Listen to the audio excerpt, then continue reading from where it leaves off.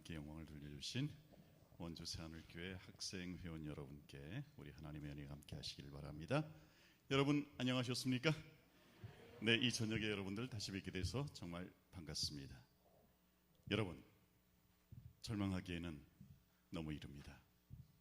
왜냐하면 저희들에게는 아직 남겨져 있는 행복이 있기 때문입니다. 첫째 날 그 남겨진 행복은 바로 희망이었습니다. 둘째 날 사랑이었습니다. 셋째 날 믿음이었고요.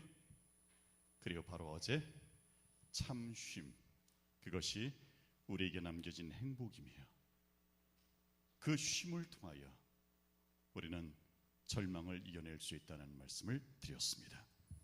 오늘은 다섯 번째 시간으로 행복을 찾아 나설 수 있는 행복의 열쇠, 그것은 바로 기다림입니다. 오늘 말씀의 제목은 기다림의 행복입니다. 여러분, 누군가를 기다려 보신 적이 있습니까?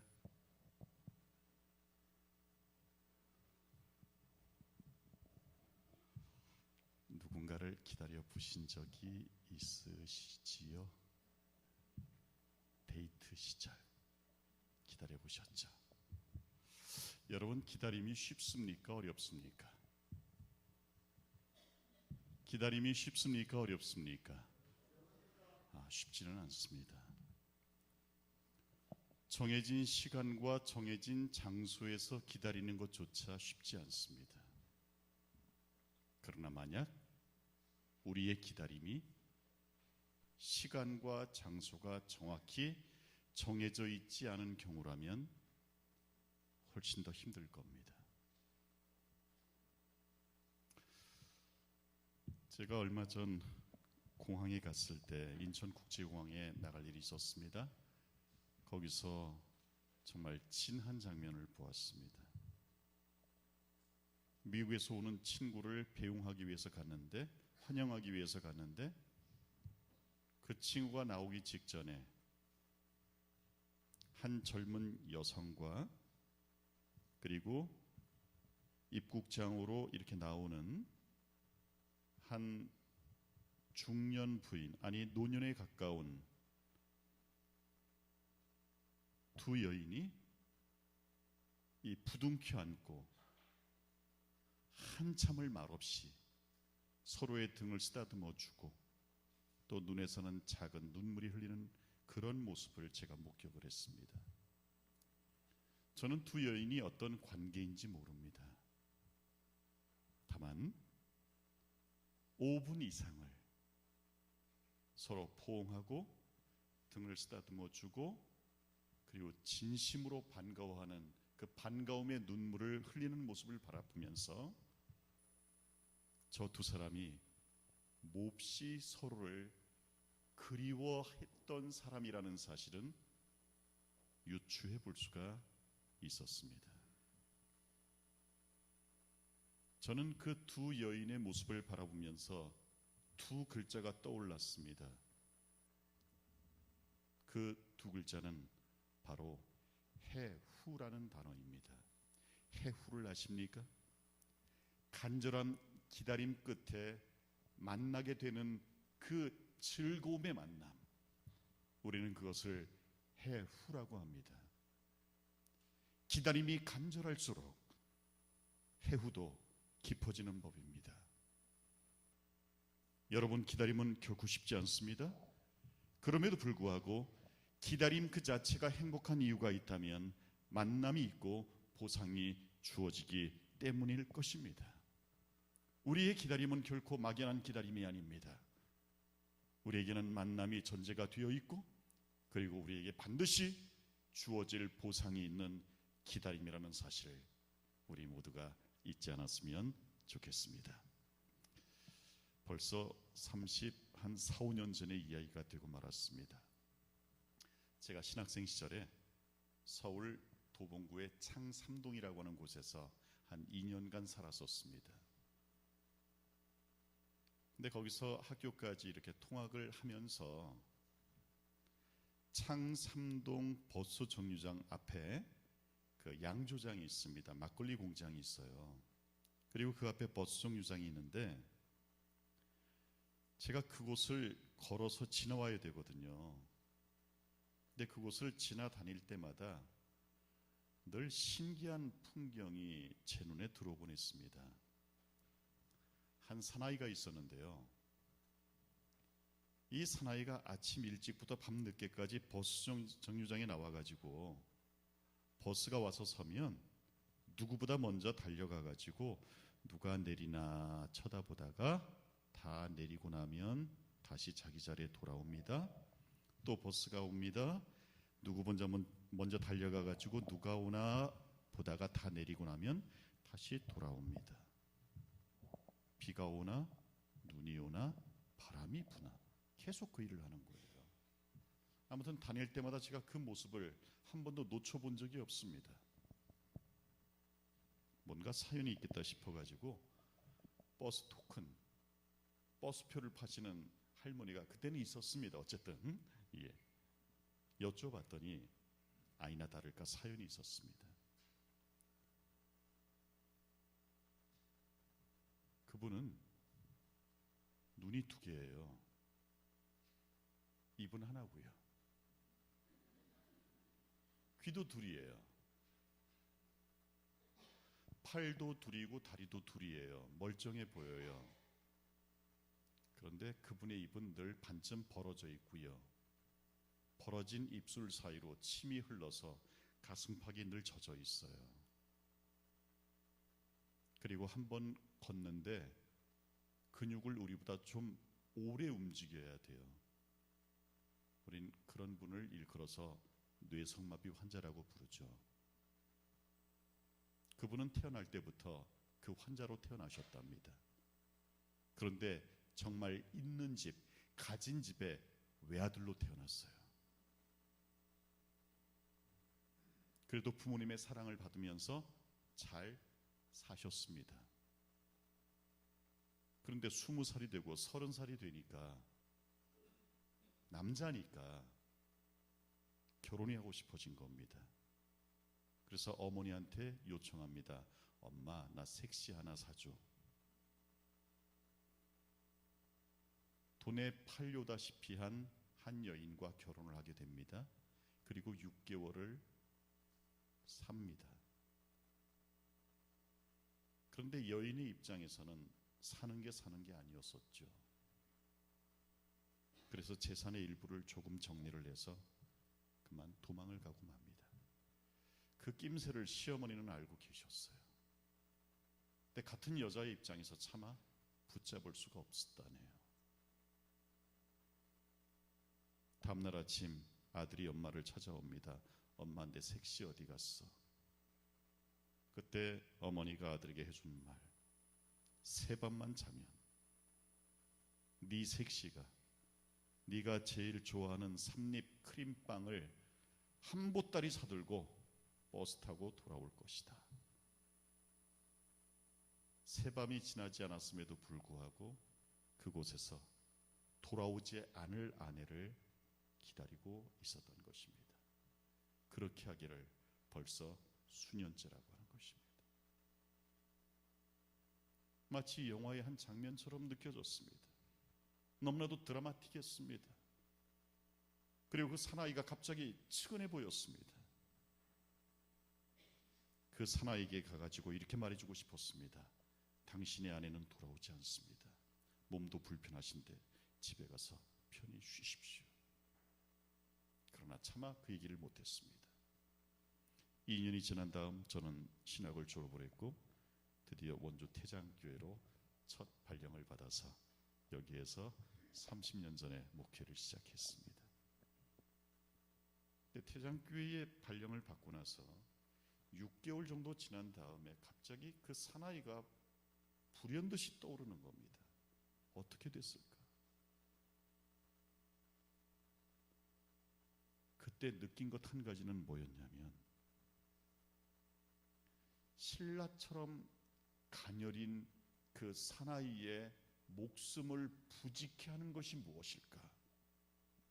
저는 그것이 기다림이라는 사실을 깨닫게 되었습니다. 비록 만남이 보장되지 않은 헛된 기다림이었지만 그 기다림 자체가 있었기 때문에 그 사나이에 정말 끊어지기 쉬운 연약한 생명줄이 연장될 수 있었다는 사실을 저는 알게 되었던 것입니다. 그렇습니다. 그의 가녀린 호흡을 이어가게 하는 그것은 바로 기다림이었습니다. 비록 그의 기다림이 헛된 기다림이었을지라도 기다림 그 자체가 그 사나이의 유일한 행복이었는지도 모르는 것입니다. 사랑하는 여러분, 우리 재림 성도들의 생명줄이 뭐라고 생각하십니까? 역시 기다림입니다. 여러분, 다시 돌아오시겠다고 약속하신 주님을 향한 기다림이 우리의 행복입니다. 우리의 생명줄입니다. 그런데 언제부터인지 우리의 기다림이 뇌성마비 환자의 기다림 취급받기 시작했습니다. 마치 돌아오지 않을 사람을 기다리는 것 같은 분위기가 팽배한 것도 사실입니다. 어쩌면 우리는 믿음과 세상 사이에서 교묘한 줄타기를 하며 살아가고 있는지도 모릅니다. 그러나 기억하십시오. 다른 곳에 아무리 성공할지라도 기다림에 실패하면 결국 모든 것에 실패라는 사실을 말입니다. 그래서 우리는 이렇게 말할 수 있습니다. 최후의 성공은 기다림의 성공이라고 말입니다. 정말입니다. 여러분, 1970년대에 중동 열풍이 불었습니다. 저희 아버지 세대들이죠. 또 저희 형님 세대들이죠. 그분들이 중동의 모래바람 무더위와 싸워가면서 그분들은 외화를 벌어들였습니다. 그 돈을 집으로 보내면서 그들은 꿈을 꿨습니다. 그 꿈은 바로 잘 먹고 잘 사는 행복의 꿈이었습니다. 그런데 중동에서 남편들이 지내는 날이 길어질수록 아내들은 기다림에 실패하기 시작했습니다. 가정 많이 파탄난 거 여러분 아실 것입니다. 기다림에 성공한 사람은 그 남편이 꾼 꿈처럼 잘 살게 되었지만 기다림에 실패한 가정은 말 그대로 풍비박산이 났습니다. 여러분 기억하십시오. 최후의 성공은 기다림의 성공입니다. 기다리지 못하면 그 돈벌이가 아무런 소용이 없는 것입니다. 행복은 깨질 수밖에 없는 것입니다. 그래서 최후의 성공은 바로 기다림의 성공입니다. 오늘의 주제는 예수 그리스도의 재림입니다. 왜냐하면 우리가 기다리는 바로 그것은 재림이기 때문에 그렇습니다. 재림이 뭔지 간략하게 설명을 드리기를 원합니다. 재림이란 말은 문자 그대로 다시 온다는 뜻입니다. 예수님이 2000년 전에 이 땅에 오셨습니다. 33년 반 동안에 우리를 위해서 봉사하시다가 하늘로 다시 올라가시면서 하신 말씀, 올라가심을 본 예수는 올라가심을 본 그대로 다시 뭐 하겠다? 오시겠다고 말씀하셨습니다. 성경에서 재림의 비중성과 확실성을 볼 것 같으면요, 재림에 대해서 구약에는 약 1500번, 신약에는 약 8000번, 합치면 약 9500번, 10,000번이나 재림에 대해서 언급하고 있습니다. 그런데 여러분 여기 잠깐 보십시오. 성경 전체의 5분의 1, 20%가 예언입니다. 그런데 그 예언의 3분의 1이 뭐에 관한 예언입니까? 재림에 관한 예언이라고 하는 것입니다. 그리고 재림은 반드시 있을 것이라고 말씀하십니다. 성경은 예수의 재림을 대비하라고 말씀하시는데 50번 이상 권고하고 계십니다. 이 지구 역사의 마지막에 예수님의 재림은 반드시 있게 될 것이라고 말하고 있습니다. 여러분, 성경의 맨 마지막 책은 요한계시록입니다. 맨 마지막 장, 맨 마지막 절의 이야기는 내가 진실로 속히 오리라 하시거늘 아멘 주 예수여 오시옵소서.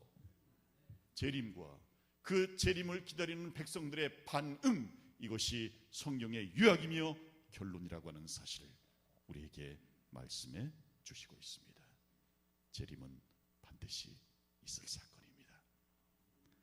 그렇다면 재림의 목적은 무엇인가?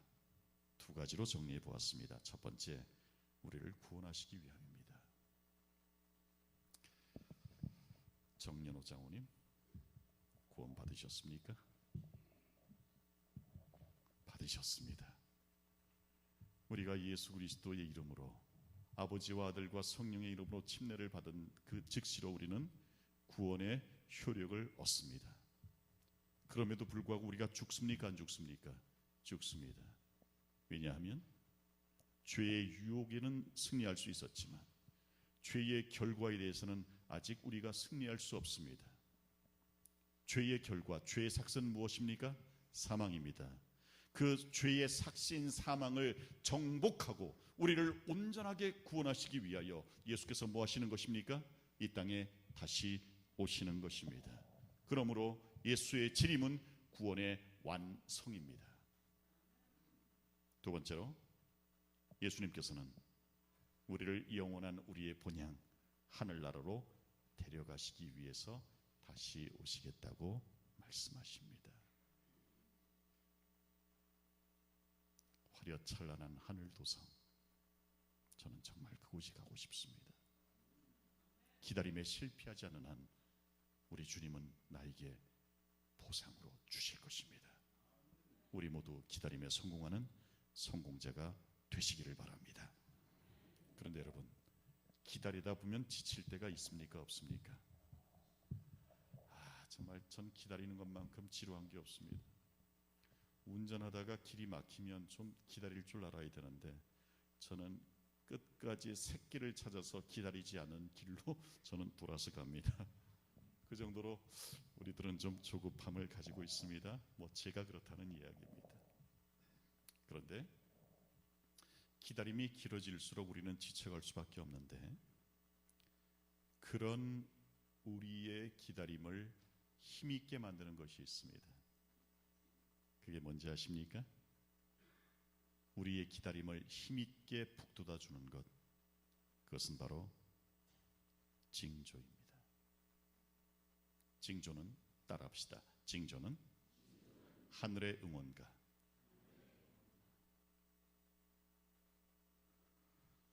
제가 1985년에 장가를 갔습니다. 장가를 가는 게 저는 그냥 쉬울 줄 알았는데 쉽지 않더라고요. 뭐 하는 일도 많고 또 인사해야 될 것도 많고. 식을 마치고 집사람하고 그 당시에 서울의 마장동에 시외버스 터미널이 있는데 그 시외버스 터미널까지 가가지고 거기서 설악산으로 신혼여행을 갔습니다. 근데 너무 힘이 들어가지고 차에 올라타자마자 저랑 집사람이 똑같이 멀미를 하기 시작했습니다. 그 당시에 설악산까지 가려면 속초로에서 이렇게 다시 들어가야 되는데 거의 한 4시간 이상이 걸렸었거든요, 당시에는. 근데 4시간 내내 이 멀미에 시달리니까 얼마나 힘이 든지 몰랐어요. 그래서 집사람하고 저는 그냥 무조건 그냥 잠을 청했습니다. 근데 잠을 청해도 잠은 안 오고 그렇게 힘이 드는 거예요. 그런데 한참 가다 보니까 갑자기 경치가 바뀌기 시작합니다. 맑은 물이 나오기 시작하고 좋은 골짜기가 보이기 시작하고 급기야 이렇게 아름다운 풍광이 눈에 들어옵니다. 무슨 뜻입니까? 이제 거의 다 왔다는 뜻입니다. 이제 거의 다 왔다고 생각하는 순간 희한하게 멀미가 사라지는 거 있죠. 여러분 정말입니다. 여러분 혹시 배멀미 해보셨습니까? 배멀미 지나게 하다가요 갑자기 육지가 딱 보이고 다 왔다고 생각하는 순간 멀미 그치기 시작합니다. 잦아듭니다. 그러다 육지에 딱 내리는 순간, 발이 딱 닿는 순간 멀미 사라지더라고요. 우리는 이렇게 말할 수 있습니다. 징조는 기다림을 힘있게 해준다고요. 여러분 그렇습니다. 징조는 우리를 힘있게 만들어주는 것입니다. 제가 그 하페로 들어가기 전에 일선교회에 있을 때는 제가 자전거 타는 걸 좋아했습니다. 네, 그냥 자전거 말고 이 산악 자전거를 제가 좋아했었습니다. 그래서 아들을 데리고 웬만한 산은 다녔습니다. 그 중에 양평 옆에 그 유명산이라고 하는 산이 있습니다. 유명산, 유명한 산이죠. 네, 아들하고 이제 산악 자전거를 타고 올라가는데 아들이 좀 힘에 겨워 보였습니다. 아버지 아직 멀었나요? 아니야, 저기 모퉁이 보이지? 조금만 돌아가면 정상이야. 막상 아들이 모퉁이 돌아가 보면 거기는 정상이 아니었습니다. 아들이 하는 말, 세상에 정말 믿을 사람 없네요.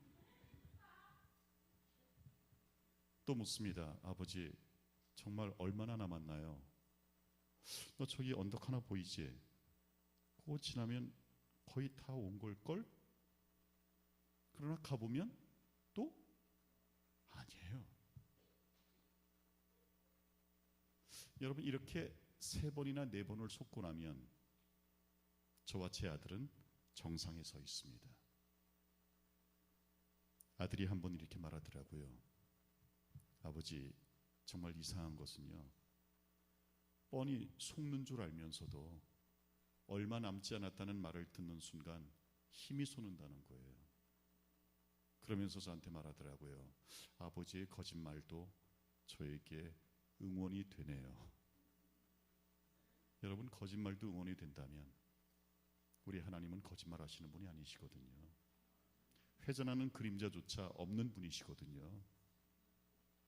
그 하나님이 우리를 응원하시고 북돋아 주시기 위하여 이제는 정말 거의 다 왔다라고 하는 신호를 보내주시기 위하여 주시는 것이 있는데, 그게 뭐라는 겁니까? 그게 바로 징조라고 하는 것입니다, 여러분.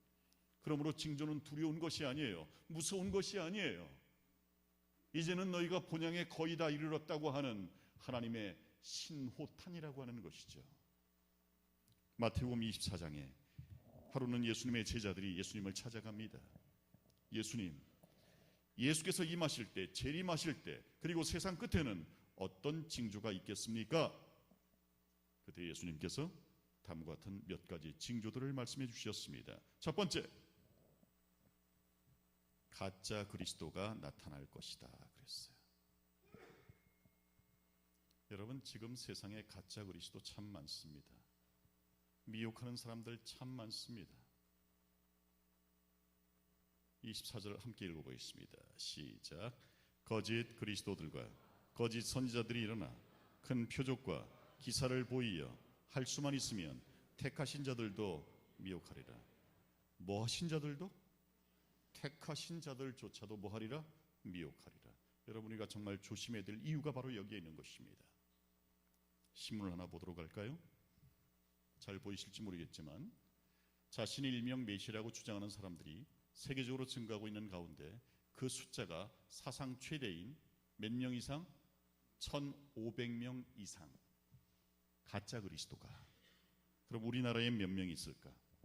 살펴보니까 이 좁은 땅덩어리에 자신이 하나님이라고 주장하는 이들이 20여 명 이상이고 자칭 재림주는 50여 명이 넘는다고 합니다. 대표자가 통일교 문선명, 전도관의 박장로라고 하는 사람 아시죠? 등등등. 요즘은 신천지가 기승을 부립니다. 이만희 씨, 여러분 다 문제가 있습니다. JMS 정명석, 감사합니다. 참 많습니다, 여러분. 최총일이라는 사람도 있습니다. 구원회라는 사람도 있습니다. 많습니다, 아주. 예수님의 말씀 다시 한번 기억하십시오. 거짓 그리스도들과 거짓 선자들이 일어나 큰 표적과 기사를 보이어 할 수만 있으면 택하신 자들도 미혹하게 하리라. 이 말씀을 기억하시기를 바랍니다. 기다림에 실패하기 위하여, 실패하지 않기 위하여 우리는 예수님께만 집중하면 됩니다. 여러분, 가장 많은 위조 지폐가 있는 돈이 무슨 돈인지 아십니까? 달러입니다. 이 달러 감별사들은 가짜를 절대로 연구하지 않습니다. 가짜를 연구할 시간이 없어요. 위조지폐 감별사들은 진짜의 특성만을 계속 연구하고 찾습니다. 만져보기도 하고 맡아보기도 하고 보기도 하고 스쳐보기도 하고, 진짜만 계속 보고 있으면 가짜는 저절로 판명되는 것입니다, 여러분. 그래서 우리는 마지막 시대일수록 예수님께 집중해야 합니다.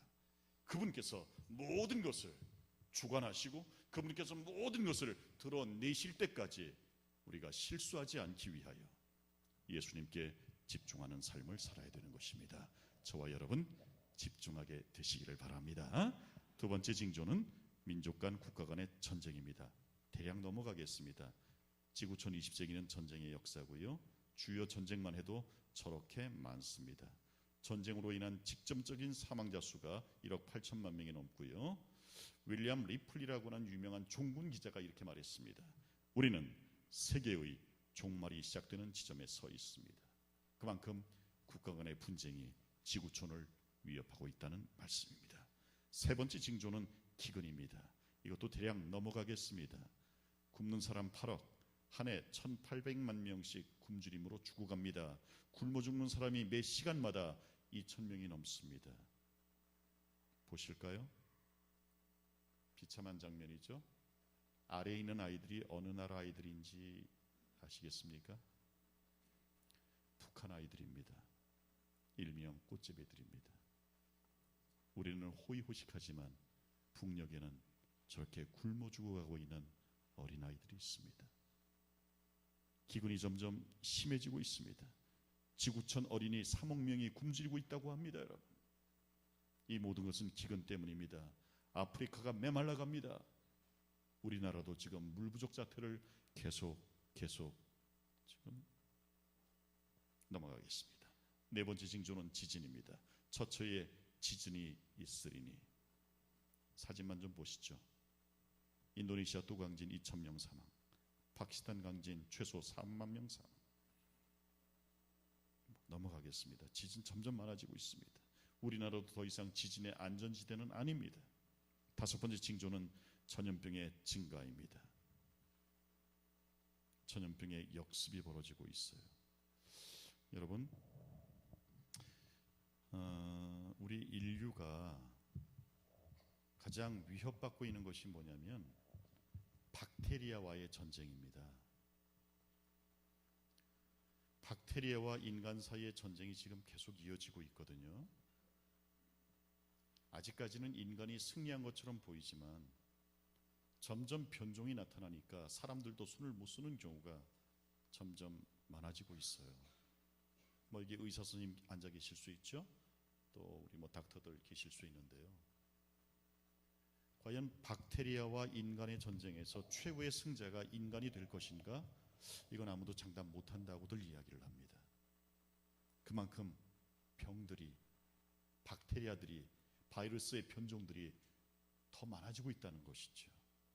아직도 30년 전에 등장한 에이즈, 아직 우리 못 고치고 있습니다. 자, 넘어가겠습니다. 자, 넘어갈게요. 뭐 괴질, 전염병 뭐 등등 점점 확산되고 있습니다. 여섯 번째 징조는 불법의 증가예요. 이 불법이라고 하는 것은 법을 어기는 도덕의 문란을 얘기하는 것이죠. 그리고 사람의 사랑이 뭐 할 것이라 그랬어요? 식어지리라 그랬어요. 요즘 참 감사할 줄 몰라요. 사랑이라는 단어는 풍요롭게 넘쳐나지만 진실로 그 사랑을 느끼는 데는 너무나도 빈곤하고 있는 우리의 현실이죠. 넘어갈게요. 일곱 번째 징조는 자연재해입니다. 이거는 좀 넘어가지 말고 좀 한번 좀 보도록 하죠. 여러분, 겨울이 한 달 이상 줄었습니다. 온난화 때문이죠. 지구가 점점 더워지고 있어요. 2000년 만에 최고 기온을 기록하고 있습니다. 남극 얼음 녹고 있고요. 남극만 녹나요? 북극도 녹아요. 북극만 녹나요?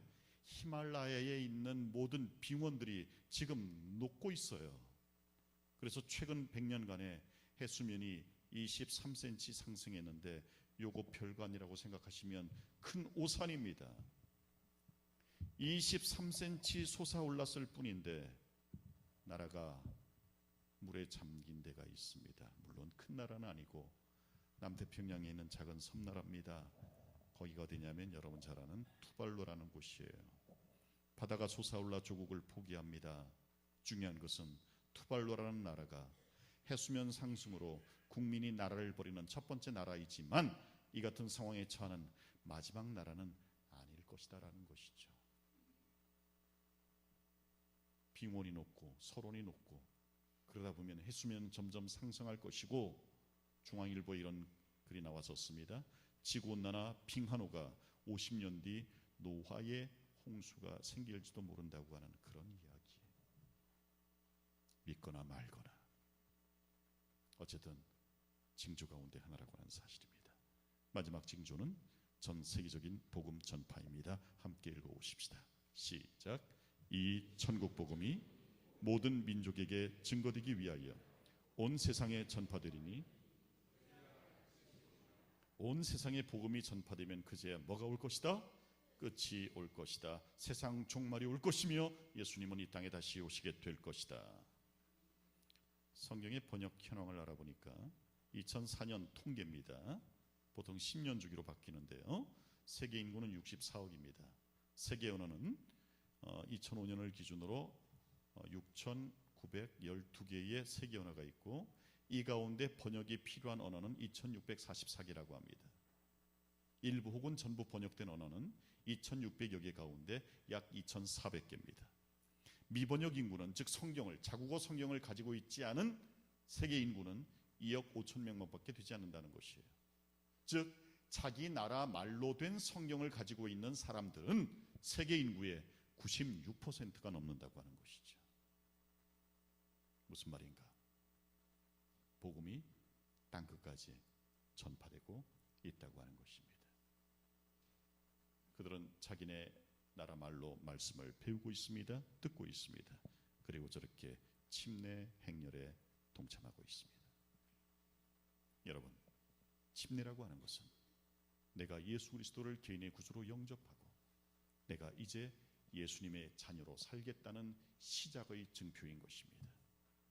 호기 자리에 정말 진정으로 예수 그리스도를 개인의 구주로 영접할 마음의 결심을 하시는 분이 계신다면 여러분 속히 침례를 받으시길 바랍니다. 침례는 소속의 편화입니다. 침례는 내가 하나님을 나의 아버지로 모시고 살겠다고 하는 결심이자 간증인 것입니다. 이 대열에 여러분 모두가 참여하게 되시기를 주님의 이름으로 축복합니다. 오늘 네 가지 징조에 대해서 말씀을 드렸습니다. 거짓 선지자, 전쟁, 기근, 지진, 전염병, 자연재해, 그리고 복음 전파가 있었습니다. 중요한 것은 이러한 일들이 거의 이루어져 가고 있다고 하는 사실입니다. 우리 예수님의 말씀을 다시 한번 다 읽어보도록 하십시다. 시작. 이런 일이 되기를 시작하거든 일어나 머리를 들라 너희 구속이 가까웠느니라. 여러분, 우리의 기다림 결코 길어지지 않을 것입니다. 우리의 머리를 들고 다시 오실 주님을 바라보며 우리의 기다림을 종식시켜야 될 날이 반드시 올 것입니다. 저와 여러분 모두가 기다림에 성공하시는 분 되시기를 간절히 바랍니다.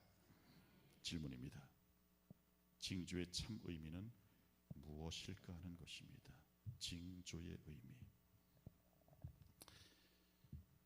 옛날 배도 발달하지 못하고 항구도 발달하지 못한 때에 작은 쪽배를 타고 어선을 타고 고기를 잡으러 나갑니다.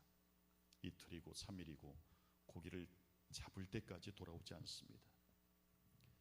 돌아올 때쯤 되면 마을의 모든 아낙과 아이들은 언덕 높은 곳으로 올라가서 돌아오는 배를 기다립니다. 멀리서 배가 보입니다. 그때 아낙들과 아이들은 무엇을 보는가 하면 배 꼭대기에 걸려있는 깃발을 보곤 했습니다. 그 깃발은 고기를 조금 잡았다는 흉어 깃발일 때도 있었고, 고기를 너무 많이 잡아서 배가 가득 찼다는 만선 깃발일 때도 있었습니다. 만선 깃발이 걸려 있을 때 그것을 본 안악들과 꼬마들은 환호를 지르면서 환영을 했습니다. 왜? 이제 우리의 수중에 돈이 들어온다는 의미였으니까. 굶주림 끝, 밥 먹을 수 있다는 뜻이었으니까. 징조란 무엇인가? 징조란 내가 너희들에게 줄 상이 너무나도 많고 그것을 내가 가득 싣고 너희에게로 지금 가고 있다고 하는 우리 예수님의 만선 깃발, 그것이 바로 징조의 참 의미라고 하는 사실입니다. 그러므로 우리는 징조를 바라볼 때마다 두려워 떨 것이 아니라 감사함으로 예수 그리스도의 기다림이 그만큼 더 단축되고 있다고 하는 아름다운 하늘의 응원가로 듣게 되시기를 주님의 이름으로 축원합니다. 그런데 중요한 것은요, 징조는 생명과 직결된다고 하는 것입니다. 징조는 생명과 직결됩니다. 여기가 어딜까요? 이거 알아맞추는 분 계시면 기적입니다. 저기가 어딜까요? 네, 저기는 화산 때문에 멸망한 장소로 알려진 폼페이라는 도시입니다. 저 도시 옆에는 베수비우스 화산이 있었고요. 어느 날 화산이 폭발할 조짐이 보였습니다. 그래서 로마 정부에서는 폼페이에 사는 모든 시민들을 소개, 다른 곳으로 이주시키는 소개령을 내렸습니다. 그러나 거의 대다수의 시민과 주민들은 콧방귀를 뀌었습니다. 저러다 말 거야. 왜? 단 한 번도 터진 일이 없으니까.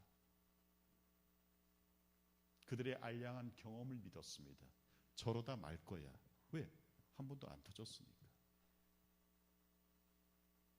그러나 며칠 뒤 베수비우스 화산은 엄청난 굉음과 함께 폭발을 했고 시뻘건 용암을 저렇게 가득 쏟아냈습니다.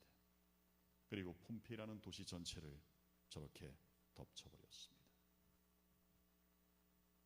폼페이라는 도시를 발굴했을 때 이런 것들이 나왔습니다. 저게 뭘까요? 저 강아지입니다. 개입니다. 뭘까요? 사람입니다. 저 발굴 현장을 한번 볼까요? 바로 저 사진입니다. 부둥켜 안고 쓰러져 있는 사람들도 있고요. 저렇게 그냥 굳어버렸어요. 용암이 덮쳐가지고 저렇게 그냥 돌이 돼버린 거예요. 여러분, 저들이 목숨을 잃은, 생명을 잃은 구체적인 이유, 그것은 오직 하나밖에 없습니다. 경고를 무시했다는 것이죠. 즉 징조를 무시했다는 거예요. 자신의 알량한 경험 하나 믿고 징조를 무시하면 저렇게 될 수밖에 없다는 것이죠. 그래서 우리는 이렇게 말할 수 있어요. 징조는 생명과 직결된다고요. 여러분, 호소합니다. 우리 모두의 기다림의 성공은 징조에 예민할 때 가능합니다. 징조를 바라볼 때마다 호들갑을 떨라는 이야기가 아니라 징조를 바라보면서 우리의 마음속에 우리 주님께서 기다림에 지쳐가는 나를 위하여 또 한 번의 응원가를 보내시는구나, 또 하나의 만선 깃발을 나를 위해서 예비하셨구나, 감사하는 마음을 가지면서 우리 모두의 기다림을 더욱 힘있게 만들어 가자는 말씀입니다. 그러면 이 시간에 기다림에 실패한 한 사람과 기다림에 성공한 한 사람을 잠깐 소개합니다. 먼저 기다림에 실패한 사람 한 사람을 소개합니다. 하얀색 말씀을 제가, 초록색 말씀을 여러분이 교독합니다. 또 롯의 때와 같으리니 사람들이 먹고 마시고 사고 팔고 심고 집을 짓더니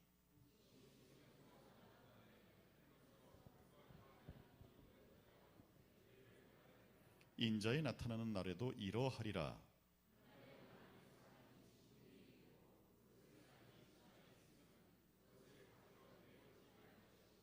밭에 있는 자도 이와 같이 뒤로 돌이키지 말 것이니라. 롯의 처를 누구를 생각하라? 기다림에 실패한 대표적인 사람은 바로 롯의 처입니다. 롯의 아내. 뒤 돌아보지 말라는 천사의 경고를 무시하고 뒤를 돌아보아서 결국 뭐가 되었습니까? 소금 기둥이 된 롯의 처. 한 중년 여성이 무엇인가 골똘히 생각을 하면서 다리미질을 하고 있는데 갑자기 집 전화에서 벨소리가 들립니다. 따르릉 따르릉. 여보세요? 귀에 갖다 댄 것은 다리미였습니다. 그 다음 일은 여러분 상상하시길 바랍니다. 건망증. 냉장고 문을 열어보니까 갑자기 무선 전화기가 그 안에 들어가 있습니다. 이게 웬일이지? 여기는 김치통이 있어야 되는데 김치통은 전화기 바로 옆에 놓여져 있습니다.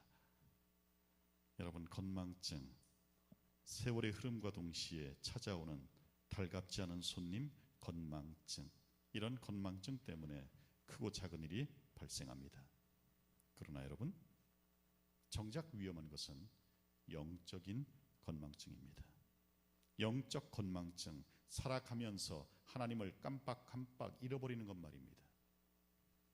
우린 분명히 하나님을 믿는 하나님의 백성들인데 하나님이 없는 것처럼 살아가는 것 말입니다.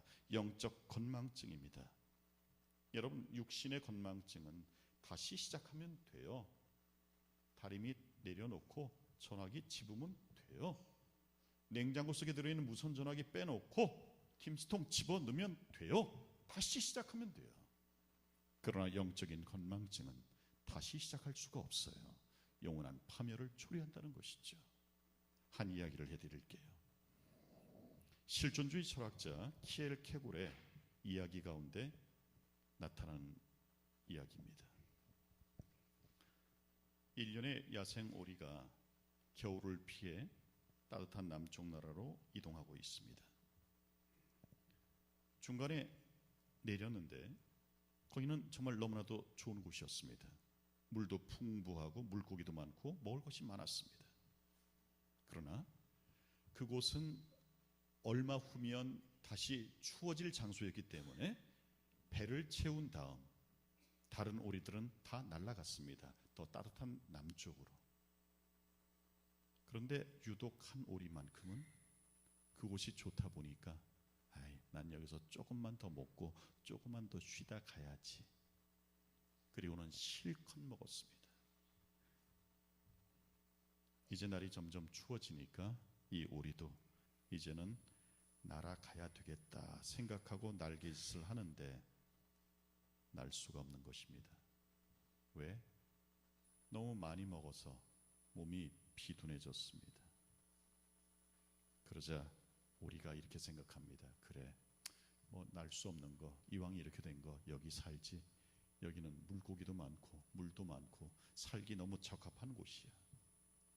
그러나 그의 겨울, 정말 유난히 추웠던 그의 겨울, 이 야생오리는 동사하고 맙니다. 질문입니다. 이 오리를 죽게 만든 것은 무엇일까요?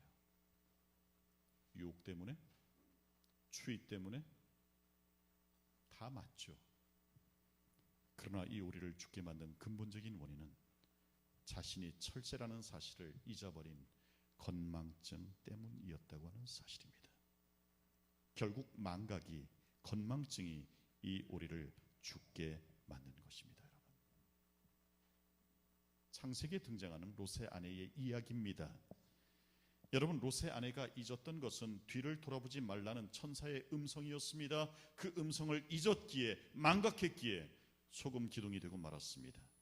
안전한 곳에 도착하기 때까지는 뒤돌아보지 말라는 그 말씀, 즉 기다리는 데 실패해서 그녀는 생명을 잃어버리게 되었습니다. 전설 따라 삼천리 하나를 좀 말씀해 드리면, 요 바로 앞에 뭐가 있냐면 사해 바다가 있습니다. 소금으로 이루어진 바다가 있고 거기서 바라본 여기 뭐가 있습니까?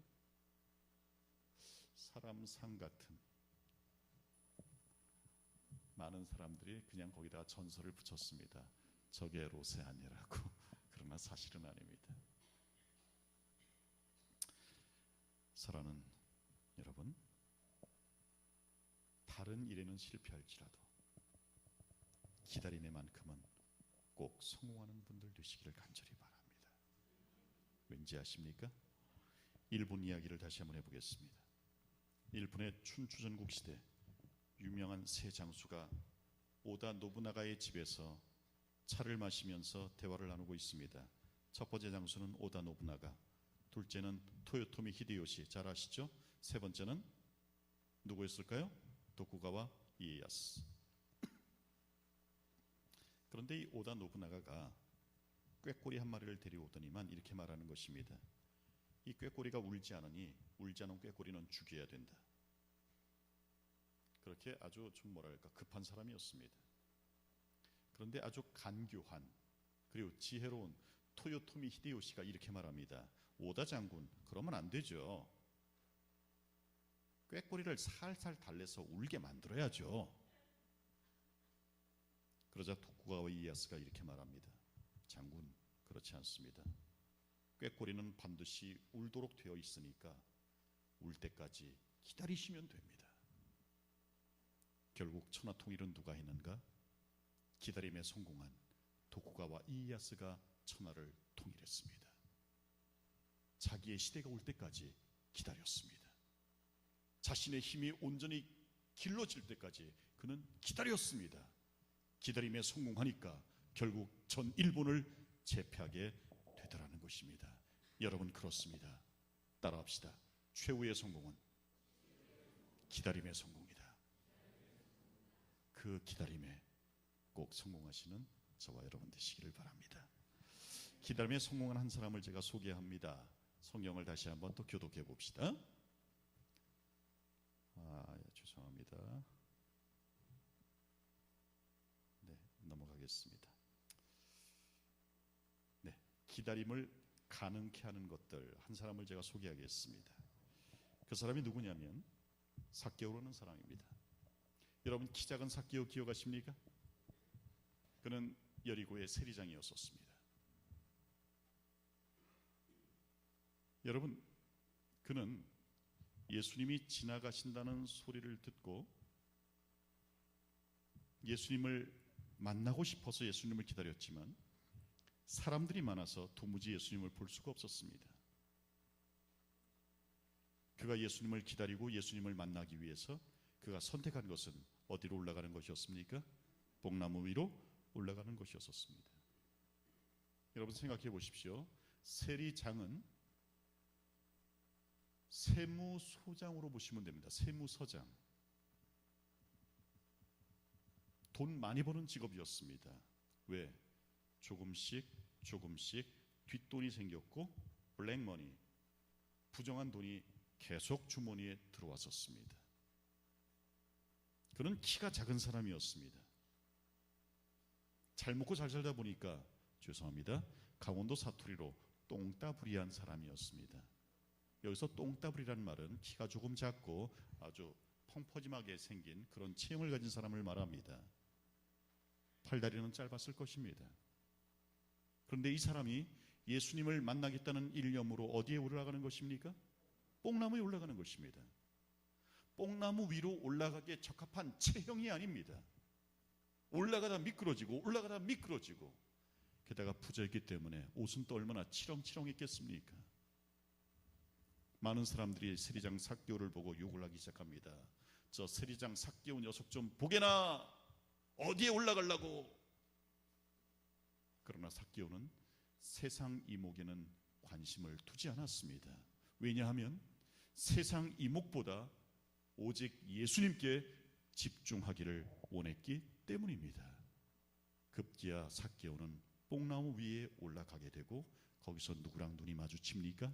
예수님과 눈이 마주칩니다. 그리고 여러분 아시는 것처럼 삭개오야 내려오너라, 내가 오늘 너희 집에 유하여야 하겠다. 예수 그리스도를 만나게 됩니다. 따라합시다. 기다림은 세상 가치보다 예수님께 집중할 때 가능하다. 세상의 이목에 신경 쓰지 않고 오직 누구한테 뭐 할 때만, 예수님께 집중할 때만 가능하다는 것입니다. 사랑하는 여러분, 우리의 기다림이 점점 맥이 빠져가는 이유는 기다림에 늦춰지기 때문이 아닙니다. 우리가 예수님께 집중하지 못하기 때문입니다.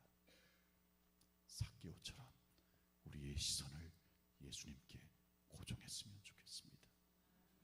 그래서 그분 다시 돌아오실 때 그분을 삭개오처럼 온전히 영접하는 사람이 되었으면 좋겠습니다. 두 번째는 기다림은 세상 가치보다 하늘의 가치를 더 소중히 할 때 가능하다는 말씀인데요. 여러분, 삭개오의 좌우명은 오직 하나입니다. 뭔지 아십니까? 삭개오의 좌우명, money, only money. 돈, 오직 돈. 왠지 아십니까? 하루를 자고 나면 몰라보게 달라지는 것이 당시 돈의 가치였습니다. 오직 돈을 벌기 위해서 선택한 직업이 세리였습니다. 당시 세리는 매국노였습니다. 왜? 불쌍한 사람들, 가지지 못한 사람들까지 억지로 세금을 걷어가지고 누구한테 갖다 줘요? 로마에게 갖다 바쳤습니다. 매국노였습니다. 그럼에도 불구하고 삭개오가 그 직업을 선택한 데는 이유가 있습니다. 그것은 바로 돈 때문이었습니다. 돈의 위력 때문이었습니다. 그런데 그렇게 살아온 삭개오가 예수님 자기 집에 모시고 난 후 첫 마디가 뭔지 아십니까? 예수님, 제가 만약 남의 것을 등쳐먹거나 불의하게 빼앗은 것이 있으면 몇 배나 갚겠나이다? 4배나 갚겠나이다. 그리고 제 재산의 절반을 팔아 가난한 사람들에게 나눠주겠나이다. 이게 쉬울까요? 장로님, 이게 쉬울까요? 어렵죠. 저처럼 돈하고 상관이 없이 살아온 사람도 그렇게 말하는 건 쉽지 않아요.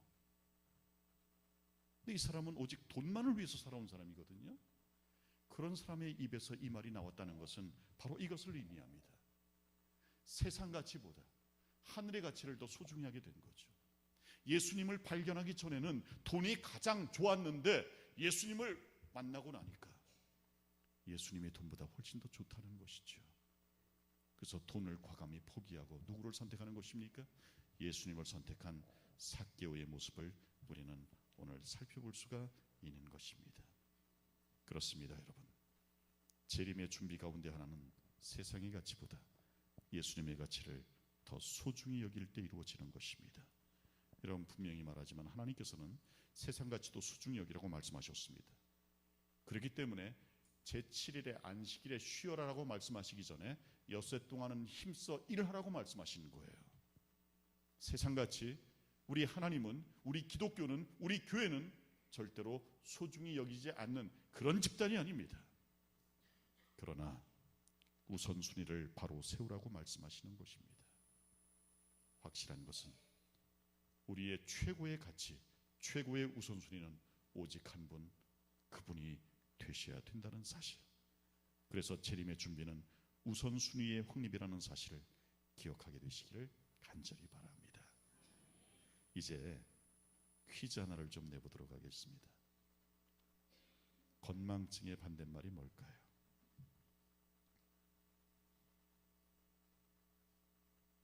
너무 어려운가요? 건망증의 반대말. 어떤 분이 이렇게 말하더군요. 기억증. 네, 기억증은 병이 아니에요. 똑똑한 거죠. 건망증의 반대말은 상사병. 건망증은 쉽게 잊어버리는 병, 상사병은 쉬 잊지 못해서 생기는 병. 그렇지 않습니까, 여러분? 여러분, 저는 이 상사병이 참 그리워집니다. 영감의 책을 저술한 엘렌 G 화이트 여사가 계시 가운데 하늘의 초청을 받아서 하늘에 갑니다. 일주일 동안 하늘에서 지내다가 이 땅에 내려왔어요. 근데 이 땅에 햇빛이 분명히 있음에도 불구하고 너무 어둡다, 너무 어둡다 울면서 하늘을 그리워하는 하늘 상사병자로 살게 되었습니다. 사랑하는 여러분, 우리는 너무 쉽게 하늘을 잊어버립니다.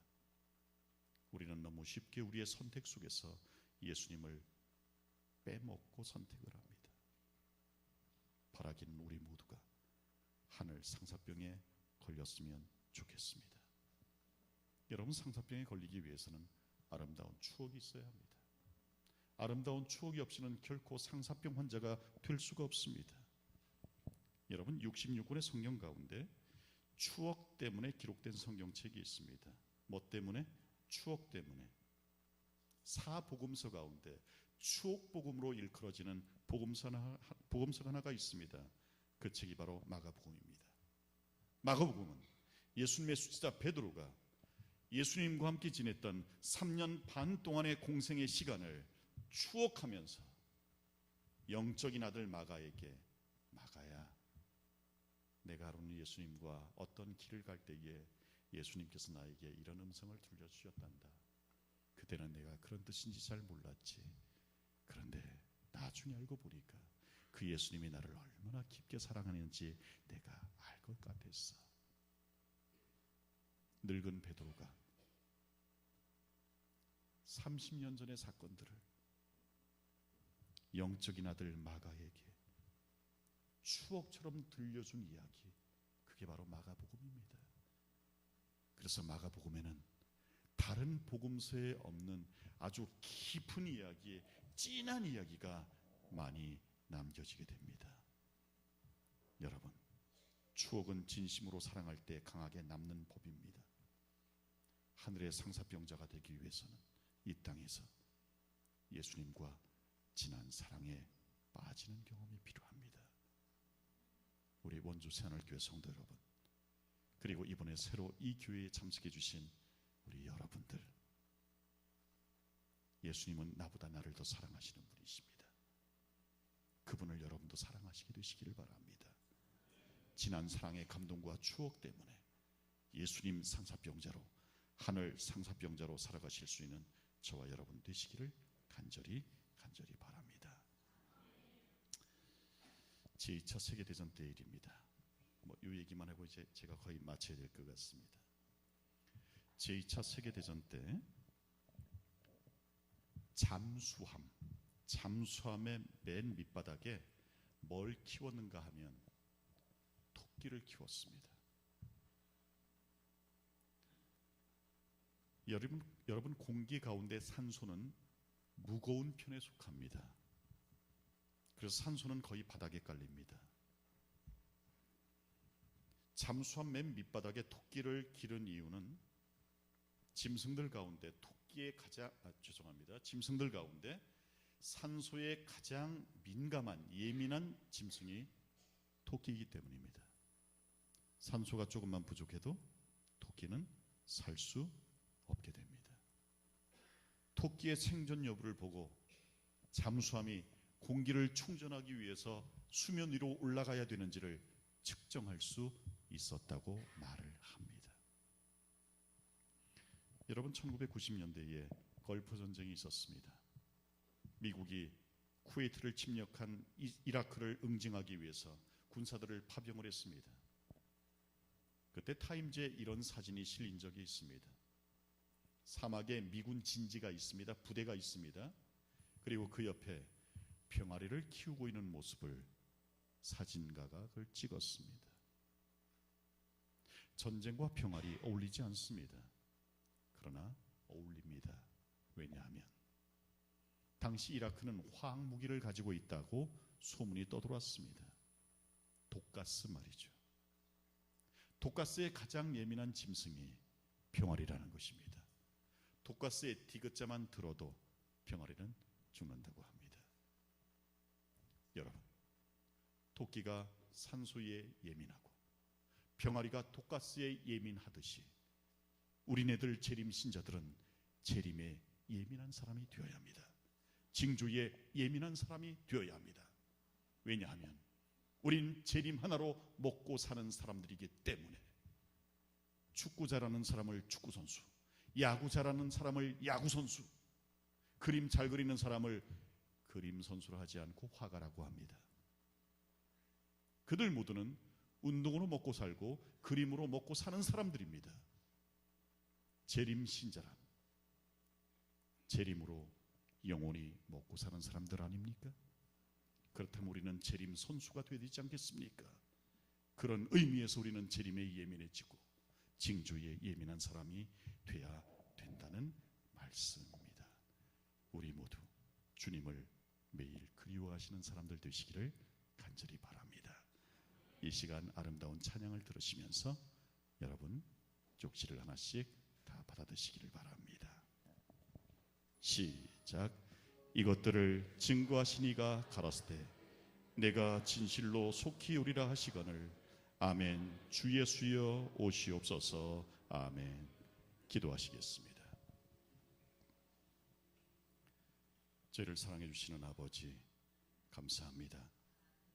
한 주일의 집회를 통하여 우리에게 남겨진 행복이 있음을 보게 해주셨으니 감사합니다. 우리에게는 아직 하나님이 우리의 희망이 되어주시고 사랑이 부족하고 고독한 우리에게 여전히 하나님이 우리의 사랑이 되어주셨으며 믿음과 그리고 참심을 지금도 제공하기 위하여 우리 곁에서 우리와 함께 하시는 분이심을 믿습니다. 그리고 오늘 다시 오실 예수님에 대하여 배웠습니다. 최후의 성공은 기다림의 성공이라 하셨사온즉 우리 모두가 기다림에 성공하는 사람 될 수 있게 하여 주시옵시고 우리를 곧 데리고 오실 예수님과 더불어 하늘에 올라갈 수 있는 이 자리에 참석한 모든 분들이 될 수 있도록 허락하여 주시옵소서.